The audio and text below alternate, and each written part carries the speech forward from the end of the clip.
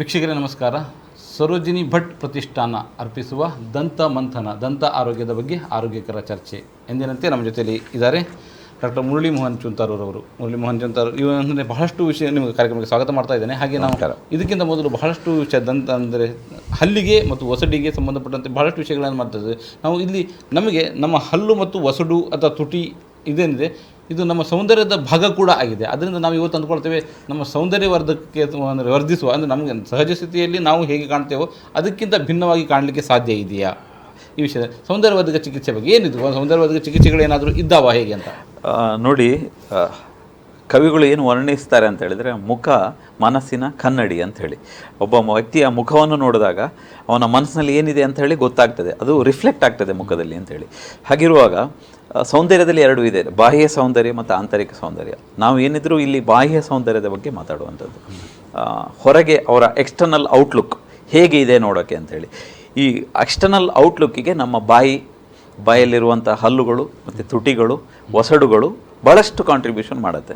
ಒಬ್ಬ ವ್ಯಕ್ತಿಯ ಅಂದವನ್ನು ಹೆಚ್ಚಿಸಲಿಕ್ಕೆ ಒಂದು ಸ್ಮೈಲ್ ಅಂತ ಏನಿರುತ್ತೆ, ನಗುಮುಖ, ಹಸನ್ಮುಖಿ ಅಂತ ನಾವೇನು ಹೇಳ್ತೇವೆ. ನಕ್ಕಾಗ ನಾಲ್ಕು ಹಲ್ಲು, ಶುಭ್ರವಾದ ಹಲ್ಲು ಕಂಡ್ರೆ ಅದಕ್ಕೆ ಒಂದು ವಿಶೇಷವಾದಂಥ ಒಂದು ಆ ನಗುವನ್ನು ಸೌಂದರ್ಯ ಇಮ್ಮಡಿಗೊಳಿಸ್ತದೆ, ಖಂಡಿತವಾಗಿ ಇಮ್ಮಡಿಗೊಳಿಸ್ತದೆ. ಮತ್ತು ನಗುವಾಗ ಮತ್ತು ಒಸಡು ಸಹ ಕಾಂಟ್ರಿಬ್ಯೂಟ್ ಮಾಡುತ್ತೆ. ಮತ್ತು ತುಟಿಗಳು, ಮುಖದ ಚಹರೆಗಳು, ಮಾಂಸಖಂಡಗಳು ಇವೆಲ್ಲವೂ ಸಹ ನಗುವಿಗೆ ಪೂರಕವಾಗಿದ್ದರೆ ಸೌಂದರ್ಯವನ್ನು ಖಂಡಿತವಾಗಿ ಹೆಚ್ಚಿಸ್ತದೆ. ಸೊ ಇದನ್ನೆಲ್ಲವನ್ನು ನಾವು ಮಾಡಿಫೈ, ದಂತವೈದ್ಯರು ಟ್ರೆಡಿಷನಲ್ ಹಿಂದಿನ ಕಾಲದಲ್ಲಿ ಏನಿತ್ತು, ದಂತವೈದ್ಯರು ಅಂದರೆ ಬರೀ ಹಲ್ಲು ಕೀಳುವವರು ಅಥವಾ ಹಲ್ಲಿಗೆ ಸಿಮೆಂಟ್ ಹಾಕುವವರು ಅಂತ ಇತ್ತು. ಈಗ ಹಾಗಿಲ್ಲ. ಈಗಿನ ಜನ ವಿಭಿನ್ನ ಇದನ್ನು ಬಯಸ್ತಾರೆ. ಅದಕ್ಕೆ ತಕ್ಕ ಹಾಗೆ ದಂತವೈದ್ಯರು ಕೂಡ ಬದಲಾಗಿದೆ, ತಂತ್ರಜ್ಞಾನ ಕೂಡ ಬದಲಾಗಿದೆ. ಖಂಡಿತವಾಗಿ ವೈಜ್ಞಾನಿಕವಾಗಿ ಹೊಸ ಹೊಸ ತಂತ್ರಜ್ಞಾನಗಳು, ಆವಿಷ್ಕಾರಗಳು ನಡೆದಿದೆ. ಹಲ್ಲು ಕೀಳುವುದು ಅದು ಮಾಮೂಲಿ, ಹಲ್ಲು ನೋವು ಬಂದಾಗ ಹಲ್ಲು ಕೀಳೋದು, ಇನ್ನಿತರ ಚಿಕಿತ್ಸೆ ಮಾಡೋದು. ಆದರೆ ಯುವ ಜನತೆ ಏನು ಬಯಸ್ತದೆ ಅಂದರೆ ಒಂದು ಮುಖದ ಸೌಂದರ್ಯವನ್ನು ಹೆಚ್ಚಿಸಲಿಕ್ಕೆ ಏನಾದರೂ ಸಾಧ್ಯತೆ ಇದೆಯಾ ಅನ್ನೋ ಒಂದು ಭಾವನೆಯನ್ನು ಹೊಂದಿರ್ತಾರೆ. ಅದಕ್ಕೆ ಪೂರಕವಾಗಿ ನಾವು ದಂತವೈದ್ಯರು ನಾವು ಮುಖದ ಸೌಂದರ್ಯವನ್ನು ಅವರಿಗೆ ಹೆಂಗೆ ಬೇಕು, ಅವರ ವಯಸ್ಸಿಗೆ ತಕ್ಕಂತೆ, ಅವರ ಪರ್ಸನಾಲಿಟಿಗೆ ತಕ್ಕಂತೆ, ಅವರ ಅಭಿರುಚಿಗೆ ತಕ್ಕಂತೆ ನಾವು ಅವರಿಗೆ ಬೇಕಾದ ರೀತಿಯಲ್ಲಿ ಸ್ಮೈಲ್ ಡಿಸೈನಿಂಗ್ ಅಂತ ನಾವು ಹೇಳ್ತೇವೆ. ಸೊ ನಾನಿಲ್ಲಿ ನೀವು ಡಿಸೈನ್ ಬಗ್ಗೆ ಬಹಳಷ್ಟು ಮಾತಾಡಲಿಕ್ಕಿದೆ. ನಾನು ಒಂದು ಹಂತವಾಗಿ ಹೋಗೋಣ ಅಂತ ಅನಿಸ್ತದೆ. ಯಾಕಂದರೆ ನಮಗೆ ಮೊದಲಾಗಿ ಕಾಣುವುದು ಹಲ್ಲು ಕಾಣ್ತದೆ, ಆದರೆ ಅದು ಸೌಂದರ್ಯವರ್ಧಕ. ಅದಕ್ಕಿಂತ ಮೊದಲು ಒಸಡುಗಳು ಇರ್ತದೆ. ಒಸಡು ಕೂಡ ನಮ್ಮ ಸೌಂದರ್ಯವನ್ನು ಹೆಚ್ಚಿಸ್ತದೆ ಮತ್ತು ನಮ್ಮ ನಗುವನ್ನು ಇಮ್ಮಡಿಗೊಳಿಸ್ತದೆ, ನಮ್ಮ ನಗುವಿಗೆ ಒಂದು ಇನ್ನಷ್ಟು ಪೂರಕವಾದ ಇದನ್ನು ಕೊಡ್ತದೆ ಅಂತ. ಖಂಡಿತವಾಗಿ ಸರ್. ಸೊ ಅದು ಈ ಒಸಡನ್ನು ಬಣ್ಣ ಅಂದರೆ ಈ ಯಾವ ಬಣ್ಣದ್ದು ಇದ್ರೆ ಚಂದ ಅನ್ನುವಂಥದ್ದು ನಮಗೆ ಗೊತ್ತಿದೆ. ನಮಗೆ ಅದರ ಹೊರತಾಗಿ ನಮ್ಮ ಬಣ್ಣ ಅದಕ್ಕೆ ಪೂರಕವಾಗಿ ಇರೋದಿಲ್ಲ. ಅದಾಗಿ ಏನು, ಯಾಕೆ ಇದು ಅಂತ ನೋಡಿ. ಏನಾಗ್ತದೆ ಅಂತ ಹೇಳಿದರೆ, ಹಲ್ಲಿನ ಸುತ್ತ ಹಲ್ಲಿನ ಭದ್ರತೆಗಾಗಿ ಒಸಡುಗಳು ಇರುವಂಥದ್ದು. ಒಂದು ಹೆಲ್ದಿಯಾಗಿರುವಂತಹ ಆರೋಗ್ಯಕರವಾದಂಥ ಒಸಡು ಅಂದರೆ ಅದು ನಸುಗುಲಾಬಿ ಬಣ್ಣದ್ದು, ಪಿಂಕಿಶ್ ಅಂತ ಹೇಳ್ತೇವೆ. ಆ ಕಲರ್ ಬಣ್ಣದಲ್ಲಿ ಇದ್ದರೆ ಅದು ಹಲ್ದಿಯಾಗಿದೆ, ಆರೋಗ್ಯಕರವಾದ ಒಸಡು ಅಂತ ಹೇಳಿ. ಸಾಮಾನ್ಯವಾಗಿ ಒಬ್ಬ ವ್ಯಕ್ತಿ ನಗುವಾಗ ಹಲ್ಲು ಸಾಧಾರಣ 3 ರಿಂದ 4 ಮಿಲಿಮೀಟರ್ ಹಲ್ಲು ಕಾಣುವಂಥದ್ದು. ಅದರ ಜೊತೆಗೆ ಕೆಲವೊಮ್ಮೆ ಸ್ವಲ್ಪ ಒಸಡಿನ ಭಾಗವು ಕಾಣಿಸ್ತದೆ. ಆದರೆ ಕೆಲವೊಂದು ವ್ಯಕ್ತಿಗಳಲ್ಲಿ ಕೆಲವೊಂದು ಕಾರಣಗಳಿಗಾಗಿ ಒಸಡಿನ ಬಣ್ಣಗಳು ಚೇಂಜ್ ಆಗುತ್ತದೆ. ಒಸಡಿನ ಆರೋಗ್ಯ ಚೆನ್ನಾಗಿಲ್ಲ ಅಂದರೆ ಈ ನಸು ಗುಲಾಬಿ ಬಣ್ಣದ ಒಸಡು ಕೆಂಪು ಬಣ್ಣಕ್ಕೆ ಇನ್ಫ್ಲಮೇಷನ್, ಉರಿಯೂತ ಆದಾಗ, ಪ್ರೆಗ್ನೆನ್ಸಿ ಇರ್ಬೋದು, ಜಿಂಜವೈಟಿಸ್ ಇರ್ಬೋದು, ಅಥವಾ ಡಯಾಬಿಟಿಸ್ ಇರ್ಬೋದು, ಹಲವಾರು ರೋಗಗಳಿಂದ ಒಸಡಿನ ಬಣ್ಣ ಚೇಂಜ್ ಆಗ್ತದೆ. ಒಸಡಿನ ಬಣ್ಣ ಚೇಂಜ್ ಆದಾಗ ನಗುವಾಗ ನೋಡಲಿಕ್ಕೆ ಒಂದು ಚಂದ ಕಾಣೋದಿಲ್ಲ, ಒಂದು ರೀತಿಯಾದಂತಹ ಒಂದು ಬೇರೆ ರೀತಿಯ ಭಾವನೆ ಬರ್ತದೆ. ಆ ಕಾರಣದಿಂದ ಈ ಹಲ್ಲಿನ ಒಸಡಿನ ಆರೋಗ್ಯವನ್ನು ಉತ್ತಮವಾಗಿ ಇಟ್ಕೊಂಡ್ರೆ ಒಸಡಿನ ಬಣ್ಣ ಚೆನ್ನಾಗಿದ್ದು ನಗುವಾಗ ಒಳ್ಳೆ ರೀತಿಯಾದಂಥ ಒಂದು ಭಾವನೆ ಬರುತ್ತದೆ. ಕೆಲವೊಂದು ಜನರಿಗೆ ತಾವು ಈಗ ತಾನೇ ಹೇಳಿದಿರಿ, ಒಸಡು ನಗುವಾಗ ಒಸಡು ಸಹ ಕಾಣಿಸಿಕೊಳ್ಳುವಂಥದ್ದು. ಹಲ್ಲಿನ ಜೊತೆಗೆ ಒಸಡು ಕಂಡ್ರೆ ಗಮ್ಮಿ ಸ್ಮೈಲ್ ಅಂತ ಹೇಳ್ತೇವೆ. ನಗುವಾಗ ಬಾಯಿನಲ್ಲಿ ಫುಲ್ ಹಲ್ಲು ಕಾಣುವಂಥದ್ದು, ಒಸಡು ಕಾಣುವಂಥದ್ದು ಅದಷ್ಟು ಒಳ್ಳೆಯ ಲಕ್ಷಣ ಅಲ್ಲ. ನೋಡುವಾಗ ಯಾವುದೋ ಒಂದು ರೀತಿಯ ನಮಗೆ ಬೇರೆ ವಿಭಿನ್ನವಾದಂಥ ಒಂದು ಔಟ್ಲುಕ್ ನಮಗೆ ಗೊತ್ತಾಗ್ತದೆ. ಸೊ ನಾವು ಅದಕ್ಕೆ ಈ ಒಸಡಿನ ಬಣ್ಣ ಮಾರ್ಪಾಡು ಮಾಡುವಂಥದ್ದು, ಹೆಚ್ಚು ಒಸಡು ಕಾಣಿಸ್ತಿದ್ದೆ ಒಸಡಿನ ಸೈಜನ್ನು ಕಡಿಮೆ ಮಾಡಿ ಜಿಂಜೆವೆಕ್ಟಮಿ ಅಂತ ಹೇಳ್ತೇವೆ. ಹಲ್ಲಿನ ಭಾಗದಲ್ಲಿ ಕ್ರೌನ್ನ ಲೆಂಥನಿಂಗ್ ಅಂತ ಮಾಡ್ತೇವೆ. ಒಂದು ಬದಿಯ ಮಾರ್ಜಿನಲ್ ಜಿಂಜಾವ್ ಅಂತ ಏನು ಹೇಳ್ತೇವೆ, ಅದನ್ನು ನಾವು ಲೇಸರ್ ಚಿಕಿತ್ಸೆ ಅಥವಾ ಸ್ಕ್ಯಾಲ್ಪೆಲ್ ಮುಖಾಂತರ ಕಟ್ ಮಾಡಿ ಅದರ ಶೇಪನ್ನು ಮಾಡಿಫೈ ಮಾಡೋದು, ಜಿಂಜೈವೋಪ್ಲಾಸ್ಟಿ ಅಂತ ಹೇಳ್ತೇವೆ. ಒಸಡಿನ ರೂಪಾಂತರ ಮಾಡೋದು ಮತ್ತು ಒಸಡಿನ ಲೆಂತನ್ನು, ಉದ್ದವನ್ನು ಕಡಿಮೆ ಮಾಡೋದು. ಹಾಗೆ ಮಾಡಿ ನಗುವಾಗ ಒಸಡು ಎಷ್ಟು ಬೇಕೋ ಅಷ್ಟೇ ಕಾಣುವ ರೀತಿಯಲ್ಲಿ ಮಾಡಿ ಸ್ಮೈಲಿನ ಅಂದವನ್ನು, ನಗುವಿನ ಅಂದವನ್ನು ಹೆಚ್ಚಿಸುವಂಥದ್ದು. ಈ ರೀತಿ ಮಾಡಿ ನಗುವನ್ನು ಎನ್ಹಾನ್ಸ್ ಮಾಡುವಂಥ. ನಾನು ಬಣ್ಣದ ಬಗ್ಗೆ ಕೇಳ್ತಾ ಇದ್ದೆ, ನೀವು ಕಪ್ಪು ಬಣ್ಣ ಇದೆ, ಬದಲಾಯಿಸಲಿಕ್ಕೆ ಸಾಧ್ಯ ಇದೆಯಾ? ಖಂಡಿತವಾಗಿಯೂ. ಒಸಡಿನ ಬಣ್ಣ ಕೆಲವರಿಗೆ ಕಪ್ಪಿರ್ತದೆ, ಕೆಲವರಿಗೆ ಕೆಂಪಿರ್ತದೆ. ನಸುಗುಲಾಬಿ ಬಣ್ಣ ಇದ್ದರೆ ಚೆನ್ನಾಗಿದೆ, ಹೆಲ್ದಿಯಾಗಿದೆ ಅಂತ ಲೆಕ್ಕ. ಈ ಬಣ್ಣ ಅನ್ನೋದು ನಮಗೆ ದೇವರು ಕೊಟ್ಟದ್ದು. ಈಗ ಕೆಲವರಿಗೆ ಬೆಳ್ಳಗಿರ್ತಾರೆ, ಕೆಲವರು ಕಪ್ಪಿರ್ತಾರೆ. ಚರ್ಮದ ಬಣ್ಣವನ್ನು ಸಾಮಾನ್ಯವಾಗಿ ಚೇಂಜ್ ಮಾಡಲಿಕ್ಕೆ ಆಗೋದಿಲ್ಲ. ಆದರೆ ಒಸಡಿನ ಬಣ್ಣವನ್ನು, ಒಸಡಿನಲ್ಲಿ ಯಾಕೆ ಬಣ್ಣ ಬರ್ತದೆ? ಅದರಲ್ಲಿ ಒಂದು ಮೆಲನಿನ್ ಅಂತ ಒಂದು ಪಿಗ್ಮೆಂಟ್ ಇದೆ, ಒಂದು ರಾಸಾಯನಿಕ. ಅದು ಒಸಡಿನಲ್ಲಿ ಇರುವಂಥ ಈ ಮೆಲನಿನ್ ಪಿಗ್ಮೆಂಟು ಒಸಡಿಗೆ ಈ ಬಣ್ಣವನ್ನು ಕೊಡುವಂಥದ್ದು. ಜಾಸ್ತಿ ಮೆಲನಿನ್ ಪಿಗ್ಮೆಂಟ್ ಇದ್ದರೆ ಒಸಡು ಕಪ್ಪಗಾಗಿ ಕಾಣುತ್ತೆ. ಸೊ ಇದನ್ನು ನಾವು ಲೇಸರ್ ಚಿಕಿತ್ಸೆ ಅಂತ ಹೇಳ್ತೇವೆ. ಲೇಸರ್ ಚಿಕಿತ್ಸೆ ಮಾಡಿ ಒಸಡಿನ ಬಣ್ಣವನ್ನು ಸಹ ನಾವು ಬದಲಾವಣೆ ಮಾಡ್ಬೋದು. ನಸು ಕೆಂಪು ಬಣ್ಣಕ್ಕೆ ತರಿಸ್ತೀವಿ. ಖಂಡಿತವಾಗಿ ನಸು ಗುಲಾಬಿ ಬಣ್ಣಕ್ಕೆ ತಂದು ಒಬ್ಬ ವ್ಯಕ್ತಿ ನಗುವಾಗ ತಾವು ಕವಿಯನ್ನು ವರ್ಣಿಸ್ತೀರಾ? ದಾಳಿಂಬೆ ಹಣ್ಣಿನಂತಹ ಇದು ತುಟಿಗಳು, ಹಲ್ಲುಗಳು, ಆ ರೀತಿಯ ಒಂದು ಕವಿನ ವರ್ಣನೆಗೆ ಪೂರಕವಾದ ಮುಖಚರ್ಯೆಯನ್ನು ತಂದುಕೊಡ್ತೀವಿ. ಹೌದು, ವ್ಯಕ್ತಿಯ ಪರ್ಸನಾಲಿಟಿ, ಅವರ ವ್ಯಕ್ತಿತ್ವ ಹೇಗಿದೆ, ಅವರ ವಯಸ್ಸು ಹೇಗಿದೆ, ಅವರಿಗೆ ಯಾವ ರೀತಿ ಬೇಕು ಅಂತೇಳಿ ನಾವು ಅದನ್ನು ಮಾಡಿಫೈ ಮಾಡಿ ಫಸ್ಟ್ ನಾವು ಕಂಪ್ಯೂಟರ್ನಲ್ಲಿ ತೋರಿಸ್ತೇವೆ. ನೋಡಿ, ನಿಮ್ಮ ವಯಸ್ಸಿಗೆ ಈ ರೀತಿ ನಿಮಗೆ ಸ್ಮೈಲ್ ಇದ್ದರೆ ಚೆನ್ನಾಗಿರತ್ತೆ ಅಂತೇಳಿ. ಸೊ ಅದನ್ನು ಅವರಿಗೆ ತೋರಿಸಿ ಅವ್ರ ಆಪ್ಷನ್, ಈಗ ನಾವು ಸಲೂನಿಗೆ ಹೋದಾಗ ಹೇರ್ ಕಟ್ ಮಾಡಿಸಾಗ ಇಂತಿಂಥ ಕಟ್ಗಳು, ಸಲ್ಮಾನ್ ಹೇರ್ ಕಟ್ ಅದು ಇದು ಅಂತ ಇರ್ತದಲ್ಲ, ಹಾಗೆ ನಿಮ್ಮ ಮುಖದ ಲೆಂತಿಗೆ, ನಿಮ್ಮ ಮುಖದ ಶೇಪಿಗೆ, ಉದ್ದಕ್ಕೆ, ನಿಮ್ಮ ಮುಖದ ಬಣ್ಣಕ್ಕೆ, ನಿಮ್ಮ ವಯಸ್ಸಿಗೆ ಈ ರೀತಿಯ ಸ್ಮೈಲ್ ಇದ್ದರೆ ಚೆನ್ನಾಗಿರುತ್ತೆ ಅಂತೇಳಿ. ತಾವು ನೋಡಿರ್ಬೋದು ಬಾಲಿವುಡ್ ಆ್ಯಕ್ಟ್ರೆಸ್ಗಳೆಲ್ಲ, ಎಲ್ಲೆಲ್ಲ ದೊಡ್ಡ ದೊಡ್ಡ ಆ್ಯಕ್ಟ್ರೆಸ್ಗಳು ಈ ರೀತಿಯ ಸ್ಮೈಲ್ ಡಿಸೈನಿಂಗ್ ಅಂತ ಮಾಡಿಸ್ಕೋತಾರೆ. ಹಲ್ಲಿನ ಶೇಪನ್ನು ಚೇಂಜ್ ಮಾಡ್ತಾರೆ, ಹಲ್ಲಿನ ಉದ್ದವನ್ನು ಚೇಂಜ್ ಮಾಡ್ತಾರೆ, ಹಲ್ಲಿನ ಬಣ್ಣವನ್ನು ಚೇಂಜ್ ಮಾಡ್ತಾರೆ, ಒಸಡಿನ ಉದ್ದ, ಒಸಡಿನ ಅಗಲ, ಒಸಡಿನ ರೂಪಾಂತರ ಮಾಡಿ, ಒಸಡಿನ ಬಣ್ಣವನ್ನು ಚೇಂಜ್ ಮಾಡಿ, ವ್ಯಕ್ತಿಯ ಅಭಿರುಚಿಗೆ ತಕ್ಕಂತೆ ನಾವು ಈ ರೀತಿಯ ಸೌಂದರ್ಯವರ್ಧಕ ಚಿಕಿತ್ಸೆ ಮಾಡಿ ಅವರ ಔಟ್ಲುಕ್ಕನ್ನು. ಸ್ಮೈಲ್ ಡಿಸೈನಿಂಗ್ನಲ್ಲಿ ಏನೆಲ್ಲ ಪ್ರಯತ್ನಗಳು ನಡೀತವೆ ಅನ್ನೋದನ್ನು ಇನ್ನಷ್ಟು ಮಾಹಿತಿ ಪಡೆಯೋದಕ್ಕೆ ಬಯಸ್ತೇನೆ. ಅದಕ್ಕಿಂತ ಮೊದಲು ಸಣ್ಣ ವಿರಾಮ.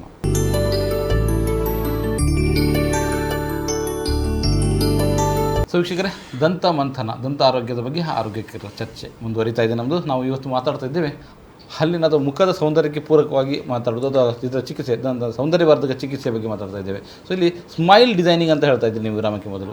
ಇದೇನು ಡಿಸೈನ್ ಮಾಡೋದು ಅಂತ ಹೇಳಿದರೆ ಮನೆ ಕಟ್ಟೋ ಹಾಗೆ ಅದನ್ನು ಡಿಸೈನ್ ಮಾಡಲಿಕ್ಕೆ ಸಾಧ್ಯ ಇದೆಯಾ ಅಂತ? ಅದೇ ಹೇಳಿದಲ್ಲ, ಈಗ ವ್ಯಕ್ತಿಯ ಅಭಿರುಚಿಗೆ ತಕ್ಕಂತೆ ವ್ಯಕ್ತಿಯ ಮುಖದ ಶೇಪು, ಕೆಲವರಿಗೆ ಕೋಲು ಮುಖ ಇರುತ್ತದೆ, ಕೆಲವರಿಗೆ ಉದ್ದವಾದ ಮುಖ, ಕೆಲವರಿಗೆ ಬ್ರಾಡ್ ಆಗಿರುವಂಥ ಮುಖ ಇರ್ತದೆ, ಓವಲ್ ಶೇಪ್ ಇರ್ತದೆ. ಸೊ ಅದಕ್ಕೆ ಪೂರಕವಾದ ಹಲ್ಲು. ಈಗ ಒಬ್ಬ ಕೋಲು ಮುಖದ ಮನುಷ್ಯನಿಗೆ ಚಿಕ್ಕದಾದ ಹಲ್ಲಿದ್ದರೆ ಚೆನ್ನಾಗಿ ಕಾಣಲ್ಲ, ಅವರಿಗೂ ದೊಡ್ಡ ಹಲ್ಲು ಇರಬೇಕಾಗತ್ತೆ. ಅಥವಾ ನ್ಯಾರೋ ಮುಖ ಇದ್ದರೆ ಅವರಿಗೆ ದೊಡ್ಡ ಹಲ್ಲಿದ್ದರೆ ಚೆಂದ ಕಾಣಲ್ಲ.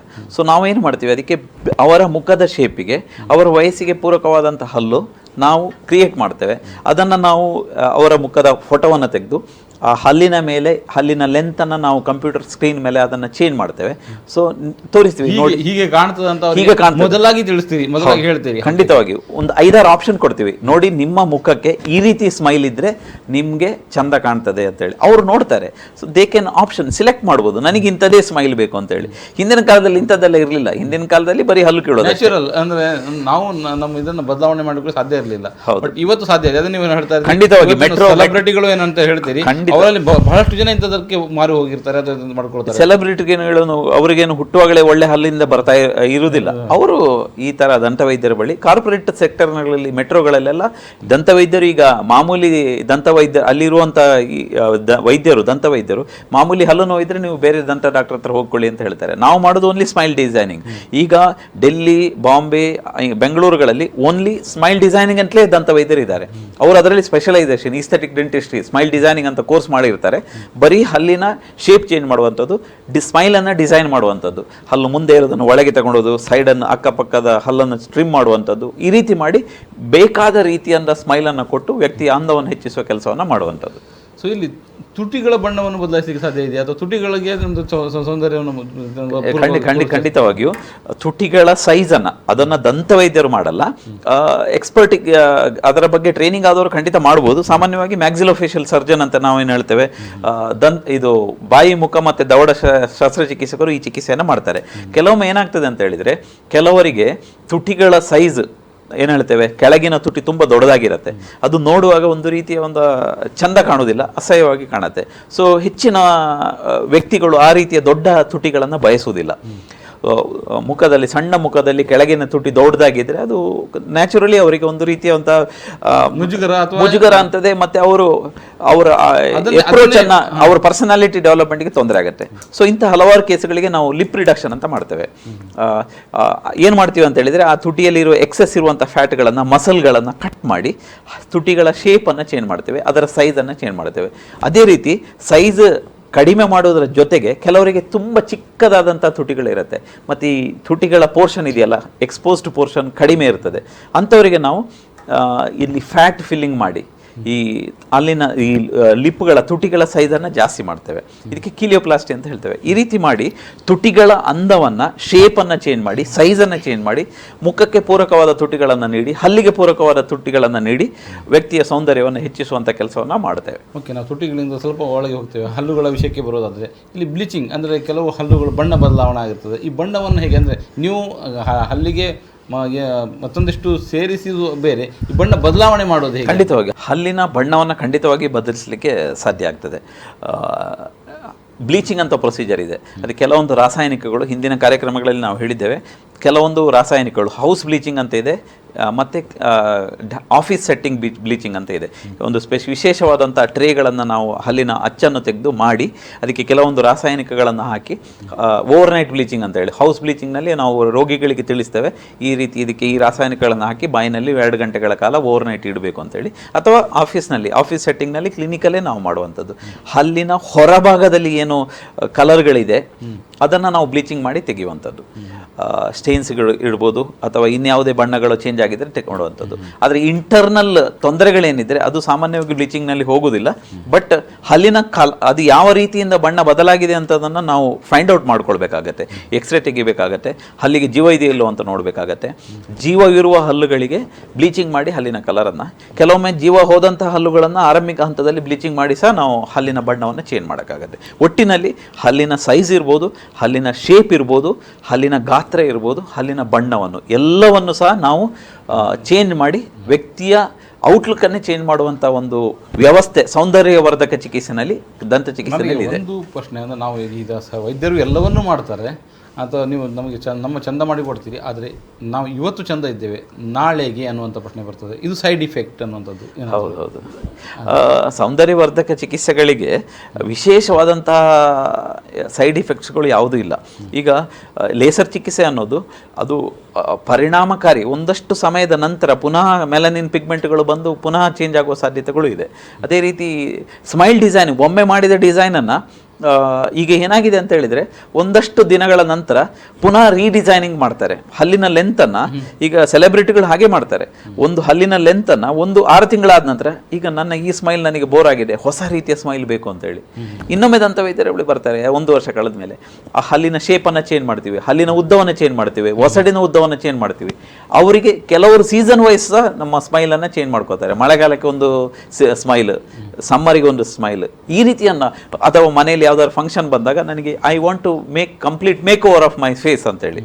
ಈಗ ಮುಖಕ್ಕೆ ಏನು ಸೌಂದರ್ಯವರ್ಧಕ ಚಿಕಿತ್ಸೆಗಳಿದೆಯೋ ಹಾಗೆ ಹಲ್ಲನ್ನು ಅಷ್ಟೇ ಸ್ಮೈಲನ್ನು ಪದೇ ಪದೇ ಚೇಂಜ್ ಮಾಡಿಕೊಳ್ಳುವಂಥ ಸಾಧ್ಯತೆ. ಆರೋಗ್ಯಕ್ಕೆ ಅಥವಾ ಫ್ಯೂಚರ್ನಲ್ಲಿ ಏನು ಭವಿಷ್ಯದಲ್ಲಿ ಏನು ಅಂತ ವಿಶೇಷವಾದ ತೊಂದರೆಗಳು ಏನಿಲ್ಲ ಅಂತ ಹೇಳ್ತೀವಿ. ಖಂಡಿತವಾಗಿಯೂ ಇಲ್ಲ.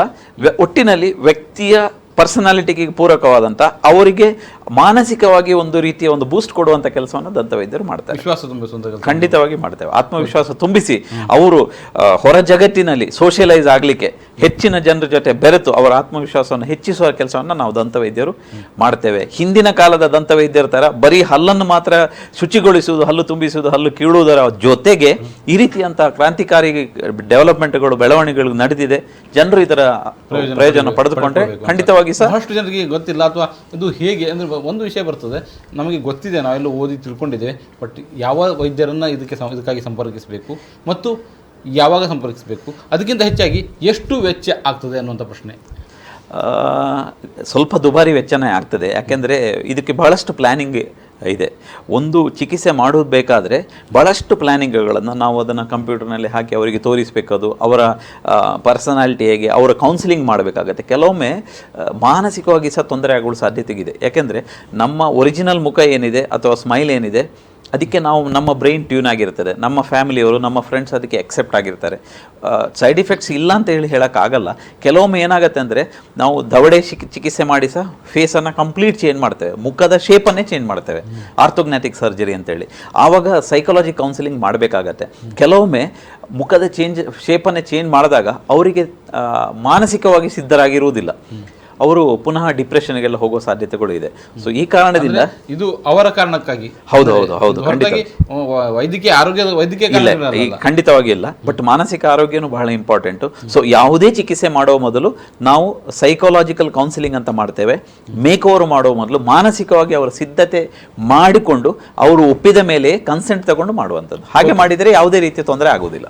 ಓಕೆ, ಟೋಟಲ್ ಸೌಂದರ್ಯದ ಬಗ್ಗೆ ಒಂದಿಷ್ಟು ಮಾತನಾಡ್ತಾ ಇದ್ದೇವೆ ನಾವು. ಇನ್ನಷ್ಟು ಚಿಕಿತ್ಸೆ ಅಥವಾ ಇನ್ನಷ್ಟು ಸೌಂದರ್ಯದ ಚಿಕಿತ್ಸೆ ಬಗ್ಗೆ ಮಾತಾಡಲಿಕ್ಕಿದೆ. ಅದಕ್ಕಿಂತ ಮೊದಲು ಸಣ್ಣ ವಿರಾಮ.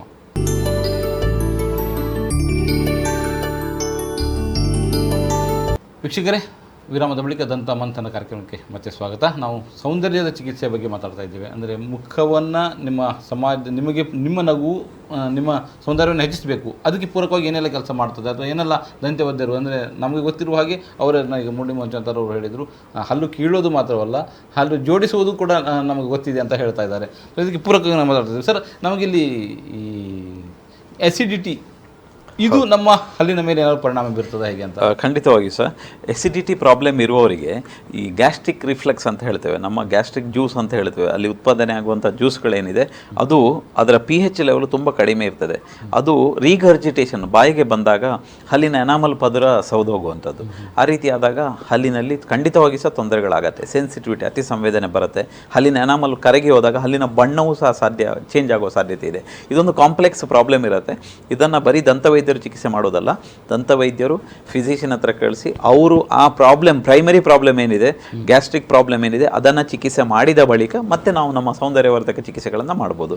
ಹಲ್ಲಿನ ಕಳೆದು ಹೋದಂಥ ಎನಾಮಲ್ ಪೋರ್ಷನನ್ನು ರಿಪ್ಲೇಸ್ ಮಾಡಿ, ಹಲ್ಲಿನ ಬಣ್ಣದ ಫಿಲ್ಲಿಂಗ್ಗಳನ್ನು ಮಾಡಿ, ಹಲ್ಲಿನ ಬಣ್ಣವನ್ನು ಮೊದಲಿನ ಥರ ಮಾಡಿ, ಮತ್ತು ಕಳೆದು ಹೋದಂಥ ಹಲ್ಲಿನ ಭಾಗಗಳನ್ನು ರಿಪ್ಲೇಸ್ ಮಾಡಿ ಹಲ್ಲಿನ ಶೇಪನ್ನು ಮೊದಲಿನ ಯಥಾಸ್ಥಿತಿಗೆ ತಂದು ಮೊದಲಿನ ಸ್ಮೈಲ್ ಬರುವ ರೀತಿಯಲ್ಲಿ ನಾವು ಮಾಡುವಂಥದ್ದು.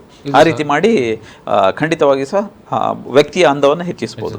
ನಾವೀಗ ಎಸಿಡಿಟಿ ಬಗ್ಗೆ ಮಾತಾಡಿದ್ವಿ ಇಷ್ಟೊತ್ತು. ಎಸಿಡಿಟಿ ಅಲ್ಲದೆ ನಮ್ಮ ಹಲ್ಲು ಅಂದರೆ ಈಗ ದಂತಕ್ಷಯ ಅಂತ ನಾವು ಕೇಳಿದ್ದೇವೆ ಅಥವಾ ದಂತ ಹಾಳಾಗೋದು, ಇದರ ಹೊರತಾಗಿ ನಮ್ಮ ಸೌಂದರ್ಯಕ್ಕೆ ಅಡ್ಡಿಪಡಿಸುವಂಥ ಬೇರೆ ಅಂದರೆ ಸಮಸ್ಯೆಗಳೇನಾದರೂ ಇದ್ದಾವ ಅಂತ? ಖಂಡಿತವಾಗಿಯೂ ಇದೆ. ನಾವು ಏನು ಹೇಳ್ತೇವೆ, ಅಬ್ರೇಷನ್ ಅಂತ ಏನು ಹೇಳ್ತೇವೆ, ಎರೋಷನ್ ಅಂತ ಹೇಳ್ತೇವೆ, ಅಟ್ರೇಷನ್ ಅಂತ ಹೇಳ್ತೇವೆ. ಇದು 3 ರೀತಿಯ ಪದಗಳೇನೆಂದರೆ, ಅಬ್ರೇಷನ್ ಅಂದರೆ ನಾವು ರಾಂಗ್ ಬ್ರಷಿಂಗ್ ಮೆಥಡ್ನಿಂದ ಹಲ್ಲಿನ ಸೈಡಲ್ಲಿರುವಂಥ ಎನಾಮಲ್ ಕಳೆದು ಹೋಗುವಂಥದ್ದು. ಅದು ಹಲ್ಲಿನ ಸೈಡ್ನಲ್ಲಿ ಒಂದು ರೀತಿಯ ಎನಾಮಲನ್ನು ಕಿತ್ತು ಹೋಗಿ ಅದು ನೋಡಲಿಕ್ಕೆ ನಗುವಾಗ ಅಸಹ್ಯವಾಗಿ ಕಾಣುತ್ತದೆ. ಒಂದು. ನಂಬರ್ 2 ಅಟ್ರೇಷನ್ ಅಂತೇಳಿ. ಅಟ್ರೇಷನ್ ಅಂದರೆ ಕೆಲವರು ಹಲ್ಲಿನ ಮೇಲ್ಭಾಗದ ಪದರ ಸವೆದು ಹೋಗುವಂಥದ್ದು. ಜಾಸ್ತಿ ಯೂಸ್ ಮಾಡಿದಾಗ ಹಲ್ಲಿನ ಎನಾಮಲ್ ಅಷ್ಟು ಗಟ್ಟಿಯಾಗಿಲ್ಲ ಅಂದರೆ ಹಲ್ಲಿನ ಎನಾಮಲ್ ಕರಗಿ ಹೋಗಿ ಹಲ್ಲಿನ ಸೈಜ್ ಕಡಿಮೆ ಆಗುತ್ತೆ. ಆವಾಗಲೂ ಸಹ ವ್ಯಕ್ತಿಯ ಅಂದಕ್ಕೆ ತೊಂದರೆ ಆಗುತ್ತೆ. ಯಾಕೆಂತ ಹೇಳಿದರೆ ಚಿಕ್ಕ ಚಿಕ್ಕ ಹಲ್ಲುಗಳು ದೊಡ್ಡ ಮುಖದಲ್ಲಿದ್ದರೆ ಚೆಂದ ಕಾಣೋದಿಲ್ಲ. ಹಲ್ಲು ಪದೇ ಪದೇ ಸೌದು ಹೋದಾಗ ನಮಗೆ ವ್ಯಕ್ತಿಯ ಸೌಂದರ್ಯ ಹಾಳಾಗ್ತದೆ. ನಾವು ಅಂತಹ ಸಂದರ್ಭಗಳಲ್ಲಿ ಸಹ ನಾವು ಸೌಂದರ್ಯವರ್ಧಕ ಚಿಕಿತ್ಸೆಗಳನ್ನು ಮಾಡಿ ವ್ಯಕ್ತಿಗೆ ರೂಟ್ ಕೆನಾಲ್ ಚಿಕಿತ್ಸೆ ಮಾಡ್ತೇವೆ. ಆಮೇಲೆ ಕಳೆದು ಹೋದ ಭಾಗವನ್ನು ರಿಪ್ಲೇಸ್ ಮಾಡ್ತೇವೆ. ಮತ್ತು ಇಲ್ಲದಿದ್ದರೆ ರೂಟ್ ಕೆನಾಲ್ ಅಗತ್ಯವಿಲ್ಲದಿದ್ದರೆ ಹಲ್ಲಿನ ಕಳೆದು ಹೋದ ಭಾಗವನ್ನು ರಿಪ್ಲೇಸ್ ಮಾಡಿ, ಹಲ್ಲಿನ ಬಣ್ಣದ ರೆಸ್ಟೋರೇಷನ್ಗಳಿಂದ ರಿಪ್ಲೇಸ್ ಮಾಡಿ ಹಲ್ಲಿನ ಮೊದಲಿನ ಶೇಪ್ ಮತ್ತು ಗಾತ್ರವನ್ನು ತರುವಂಥದ್ದು. ಆ ರೀತಿ ಮಾಡಿ ಹಲ್ಲಿನ ಅಂದವನ್ನು ನಾವು ಹೆಚ್ಚಿಸುವಂಥದ್ದು. ಮತ್ತು ಎರೋಷನ್ ಅಂತ, ಎರೋಷನ್ ಈಗ ತಾನೇ ಹೇಳಿದ್ವಿ ನಾವು, ನಮ್ಮ ಗ್ಯಾಸ್ಟ್ರಿಕ್ ಪ್ರಾಬ್ಲಮ್ ಇರುವಾಗೆ ಹಲ್ಲು ಸವೆದು ಹೋಗುವಂಥದ್ದು, ತನ್ನಿಂತಾನೇ ಸವೆದು ಹೋಗುವಂಥದ್ದು. ಅದು ಸಾಮಾನ್ಯವಾಗಿ ಗ್ಯಾಸ್ಟ್ರಿಕ್ ಪ್ರಾಬ್ಲಮ್ ಇರುವವರಿಗೆ ಖಂಡಿತವಾಗಿ ಬರ್ತದೆ. ಇದರ ಜೊತೆಗೆ ಕೆಲವರು ವ್ಯಕ್ತಿಗಳಿಗೆ ಈ ಸೈಕಲಾಜಿಕಲ್ ಪ್ರಾಬ್ಲಮ್ ಇರುವವರಿಗೆ ರಾತ್ರಿ ಹಲ್ಲು ಮಸಿಯುವುದು ಅಂತ ಹೇಳ್ತೇವೆ. ಕೆಲವರು ತಾವು ಗೊತ್ತಿರುವುದು, ಮಕ್ಕಳು ಕೆಲವೊಮ್ಮೆ ರಾತ್ರಿ ಕಟ ಕಟ ಕಟ ಅಂತ ಹಲ್ಲನ್ನು ಕಡಿತಾ ಇರ್ತಾರೆ. ಅದು ಸಾಮಾನ್ಯವಾಗಿ ನಿಗ್ಲೆಕ್ಟೆಡ್ ಚೈಲ್ಡ್ ಏನಂತ ಹೇಳ್ತೇವೆ. ತಂದೆ ತಾಯಿಯವರು ವರ್ಕಿಂಗ್ ಕಪಲ್ ಇರ್ತಾರೆ, ಅಥವಾ ಮಕ್ಕಳನ್ನು ಬೆಳಿಗ್ಗೆ ಎದ್ಕೊಡು ಎಲ್ಲೋ ಸ್ಕೂಲು ಪ್ಲೇ ಹೋಮಲ್ಲಿ ಬಿಟ್ಟು ಹೋಗುವಂಥದ್ದು, ಅಥವಾ ಸಿಂಗಲ್ ಮದರ್ ಅಥವಾ ಸಿಂಗಲ್ ಫಾದರ್ ತಂದೆ ತಾಯಂದಿರಲ್ಲಿ ಯಾವತ್ತು ಜಗಳ ಆಗುವಾಗ ಮನೆಯಲ್ಲಿ ಮನದಲ್ಲಿರುವ ಆಕ್ರೋಶವನ್ನು ಖಂಡಿತ ಹೌದು, ಅಂಥ ಸಂದರ್ಭಗಳಲ್ಲಿ ಮಕ್ಕಳ ಮಾನಸಿಕವಾಗಿ ಅವ್ರಿಗೆ ಏನಾದ್ರು ತೊಂದರೆ ಇದ್ದರೆ ಅವ್ರನ್ನ ಎಕ್ಸ್ಪ್ರೆಸ್ ಮಾಡ್ಲಿಕ್ಕೆ ಆಗದಿದ್ದಾಗ ಅವರು ರಾತ್ರಿ ಹೊತ್ತು ಈ ಹಲ್ಲು ಕಡಿಯುವಂಥ, ಹಲ್ಲು ಮಸೆಯುವುದು ಅಂತ ನಾವು ಹೇಳ್ತೇವೆ. ಹೆಚ್ಚಿನ ಸಾಮಾನ್ಯವಾಗಿ 100ರಲ್ಲಿ ಒಂದು 5-10 ಮಕ್ಕಳಿಗೆ ಈ ರೀತಿ ತೊಂದರೆಗಳು ಬರುತ್ತೆ. ಹಲ್ಲು ಮಸೆಯುವುದಾಗ ಹಲ್ಲಿನ ಎನಾಮಲ್ ಸವೆದು ಹೋಗಿ ಹಲ್ಲಿನ ತೊಂದರೆಗಳು ಪ್ರಾಬ್ಲಮ್ ಆಗುತ್ತೆ. ಹಲ್ಲಿನ ಸೌದೋದಾಗ ಹಲ್ಲಿನ ಸೈಜ್ ಕಡಿಮೆ ಆಗುತ್ತೆ, ಆವಾಗಲೂ ಸಹ ಸ್ಮೈಲಿಗೆ ತೊಂದರೆ ಆಗುತ್ತೆ. ಅದಲ್ಲದೆ ಹಲ್ಲು ನೋವು ಬರುವ ಸಾಧ್ಯತೆ ಇದೆ, ಜಾಯಿಂಟ್ ಪೇನ್ ಬರುವ ಸಾಧ್ಯತೆ ಇದೆ. ಅಂಥ ಸಂದರ್ಭಗಳಲ್ಲಿ ನಾವು ಸೈಕಾಲಜಿಕಲ್ ಬರೀ ಹಲ್ಲನ್ನು ರಿಪ್ಲೇಸ್ ಮಾಡಿದರೆ ಸಾಲದು, ಹಲ್ಲಿನ ಅಂದವನ್ನು ಹೆಚ್ಚಿಸಿದರೆ ಸಾಲದು. ತಂದೆ ತಾಯಂದಿರ ಜೊತೆ ಕುಳಿತು ಮಗುವನ್ನು ಸಹ ಕೌನ್ಸಿಲಿಂಗ್ ಮಾಡಿ ಈ ರೀತಿಯ ತೊಂದರೆಗಳನ್ನು ಕಡಿಮೆ ಮಾಡಿ ಆಮೇಲೆ ಹಲ್ಲಿನ ಮೊದಲಿನ ಶೇಪಿಗೆ ತಂದು ಹಲ್ಲಿನ ನಾರ್ಮಲ್ ಪೊಸಿಷನ್ ಏನಿತ್ತು ಅದೇ ರೀತಿಗೆ ತಂದು ಹಲ್ಲಿನ ಅಂದವನ್ನು ಹೆಚ್ಚಿಸುವಂಥ ಕೆಲಸವನ್ನು ಮಾಡಬೇಕು. ಅಂದ ಹೆಚ್ಚಿಸುವ ಪ್ರಶ್ನೆ ಬಂದಾಗ ನಾವು ವಯಸ್ಕರಾಗಿರ್ತೇವೆ, ನಮ್ಮ ಸೌಂದರ್ಯದ ಬಗ್ಗೆ ನಮಗೆ ಪ್ರಜ್ಞೆ ಇರ್ತದೆ, ನಾವು ನಿಮ್ಮ ಹತ್ರ ಬರ್ತೇವೆ. ಆದರೆ ಕೆಲವು ಮಕ್ಕಳಿಗೂ ಕೂಡ ಈ ರೀತಿ ಚಿಕಿತ್ಸೆ ಕೊಡಿಸ್ಬೇಕು ಅಂತ ತಂದೆ ತಾಯಿಗಳಿಗೆ ಇರ್ತದೆ, ಮಕ್ಕಳಿಗೆ ಕೊಡಿಸಬಹುದಾ ಹೇಗೆ ಅಂತ? ಖಂಡಿತವಾಗಿ ಸಹ ಮಕ್ಕಳಿಗೆ ನೋಡಿ, ಮಕ್ಕಳಲ್ಲಿ ಹಲ್ಲು ಮಾನಸಿಕವಾದಂಥ ಡೆವಲಪ್ಮೆಂಟಿಗೆ ಹಲ್ಲು ಪೂರಕವಾದ ಹಲ್ಲು ಇರಲೇಬೇಕು. ನಿಮಗೆ ಕೆಲವೊಂದು ವಿಚಾರ ಹೇಳ್ತೀನಿ. ಸಣ್ಣ ಮಗು ಮುಂದ್ಗಡೆ ಮೇಲ್ಗಡೆ ಹಲ್ಲು ಬಿದ್ದು ಹೋಗಿರ್ತಾರೆ, ಅವನು ಸ್ಕೂಲ್ಗೆ ಹೋಗ್ತಾನೆ, ದಿನಾ ಸ್ಕೂಲಲ್ಲಿ ಏನು ಮಾಡ್ತಾರೆ, ಅವನ ಸಹಪಾಠಿಗಳು ಕಿಚಾಯಿಸ್ತಾರೆ, ನಿಂಗೆ ಹಲ್ಲಿಲ್ಲ ನೀನು ಅಜ್ಜ ಅಂತೇಳಿ. ಆವಾಗ ಸ್ಲೋಲಿ ಒಂದು ಆ್ಯಕ್ಟಿವ್ ಆಗಿದ್ದಂಥ ಹುಡುಗ ಅವನು ಅವರ ಗೆಳೆಯರ ಜೊತೆ ಹೋಗ್ಲಿಕ್ಕೆ ಇಷ್ಟಪಡೋದಿಲ್ಲ, ಒಬ್ಬನೇ ಐಸೋಲೇಟ್ ಆಗ್ತಾನೆ. ಅದು ಸಹ ಅವರ ಮಾನಸಿಕ ಡೆವಲಪ್ಮೆಂಟ್ ಮೇಲೆ ಇಫೆಕ್ಟ್ ಆಗುತ್ತೆ. ನಾನು ಹೇಳೋದೇನೆಂದರೆ, ಮಕ್ಕಳ ಹಾಲು ಹಲ್ಲು ಹಾಳಾಗಿ ಹೋದರೆ ತಂದೆ ತಾಯಂದರು ನಿಗ್ಲೆಕ್ಟ್ ಮಾಡಬಾರ್ದು, ಅದನ್ನು ರಿಪ್ಲೇಸ್ ಮಾಡಿಸಬೇಕು ಅಥವಾ ರೆಸ್ಟೋರೇಷನ್ ಮಾಡಿ ಹಲ್ಲು ಮೊದಲಿನ ಅಂತ. ಇಮ್ಯಾಜಿನ್, ಹಲ್ಲು ಪೂರ್ತಿ ಕಪ್ಪಗಾಗಿದೆ, ಗಲೀಜಾಗಿದೆ, ಬೇರೆ ಮಕ್ಕಳ ಹಲ್ಲು ಚೆನ್ನಾಗಿದೆ, ಅವರ ನಡುವೆ ಏನೋ ಒಂದು ಮಾತಿಗೆ ಈ ರೀತಿ ಬಂದಾಗ ಆ ಮಗುವಿನ ಮಾನಸಿಕ ಡೆವಲಪ್ಮೆಂಟ್ ಮತ್ತು ಅವನು ಅಂದರೆ ಈ ಮಗು ಅಂತ ಹೇಳುವಾಗ ನಾವು ವಿದ್ಯಾರ್ಥಿ ಅಂತ ನಾವು ಗಮನಕ್ಕೆ ತಗೊಂಡ್ರೆ ಅವನ ಓದು, ಅವನ ವಿದ್ಯಾಭ್ಯಾಸ, ಅವನ ವಿಕಾಸ ಅಲ್ಲಿ ಪ್ರಮುಖವಾಗಿರ್ತದೆ. ಹಲ್ಲಿನ ಕಾರಣದಿಂದಾಗಿ ಅದು ಅಡ್ಡಿ ಆಗಬಾರ್ದು ಅನ್ನೋದು. ಖಂಡಿತವಾಗಿ ಹಲ್ಲಿನ ಕಾರಣದಿಂದ ಹೆಚ್ಚಿನ ಮಕ್ಕಳಿಗೆ ಸಹ ಈ ರೀತಿ ಸೈಕಾಲಜಿಕವಾಗಿ ಡಿಪ್ರೆಷನ್, ಅದನ್ನು ನಾವು ಅಂದರೆ ಹೆಚ್ಚು ಒತ್ತು ಕೊಡೋದಿಲ್ಲ, ಅದರ ಗಮನವೇ ಹರಿಸೋದಿಲ್ಲ. ನಾವು ಹೆತ್ತವರು ಈ ವಿಚಾರದಲ್ಲಿ ಹೆಚ್ಚಿನ ಗಮನ ವಹಿಸಿ ಮಕ್ಕಳ ಹಲ್ಲು ಹಾಳಾಗಿದ್ದರೆ ಮಕ್ಕಳ ಹಲ್ಲು ಸಹ ವೆರಿ ಇಂಪಾರ್ಟೆಂಟ್ ಅನ್ನುವ ಒಂದು, ಈಗ ಎಲ್ಲ ಸೌಲಭ್ಯಗಳು ಎಲ್ಲ ಕಡೆ ಇದೆ. ಮೊದಲಿನ ಕಾಲದಲ್ಲಿ ಸೌಲಭ್ಯ ಇಲ್ಲ ಅಂತೇಳಿ ಈಗ ಎಲ್ಲಿ ಬೇಕಾದರೂ ನಾವು ದಂತ ವೈದ್ಯರ ಹತ್ರ ಹೋದರೆ ನನ್ನ ಮಗುವಿಗೆ ಚಂದದ ಹಲ್ಲು ಅಥವಾ ನಾನು ಬಿದ್ದು ಹೋಗೋದ ನಂತರ ಏನು ಚಿಕಿತ್ಸೆ ಇದೆಲ್ಲವನ್ನು ನಾವು ಪಡಲಿಕ್ಕೆ ಸಾಧ್ಯ ಇದೆ. ಬಟ್ ನಾವು ಮನೆಯಲ್ಲಿ ಕೂತ್ಕೊಂಡ್ರೆ ಗೊತ್ತಾಗೋದಿಲ್ಲ, ಅದು ದಂತ ವೈದ್ಯರ ಹತ್ರ ಹೋಗಬೇಕು. ಖಂಡಿತವಾಗಿ ಹಾಗೆ ಹೋದರೆ ಆ ಬಿದ್ದು ಹೋದ ಹಲ್ಲುಗಳನ್ನು ರಿಪ್ಲೇಸ್ ಮಾಡಿದರೆ ಅಥವಾ ಹಾಳಾದ ಹಲ್ಲುಗಳನ್ನು ಸರಿಪಡಿಸಿಕೊಂಡ್ರೆ ಖಂಡಿತವಾಗಿ ಸಹ ಆ ಮಗುವಿನ ಮಾನಸಿಕವಾದ ಡೆವಲಪ್ಮೆಂಟಿಗೆ ಪೂರಕವಾದ ವಾತಾವರಣ ಸೃಷ್ಟಿಸಿ ಎಲ್ಲ ಮಗುವಿನ ಜೊತೆ ಸಹ ಆ ಮಗು ಆಟ ಆಡ್ತಾ ನಗ್ತಾ ಭೌತಿಕವಾದ ಬೆಳವಣಿಗೆ ಜೊತೆಗೆ ಮಾನಸಿಕವಾದ ಬೆಳವಣಿಗೆ ಹೊಂದಿ ಒಂದು ಪರಿಪೂರ್ಣವಾದಂಥ ಒಂದು ವ್ಯಕ್ತಿಯಾಗಿ ಸಮಾಜಕ್ಕೊಂದು ಆಸ್ತಿ ಆಗುವ ಸಾಧ್ಯತೆಗಳು ಹೆಚ್ಚಿರ್ತದೆ.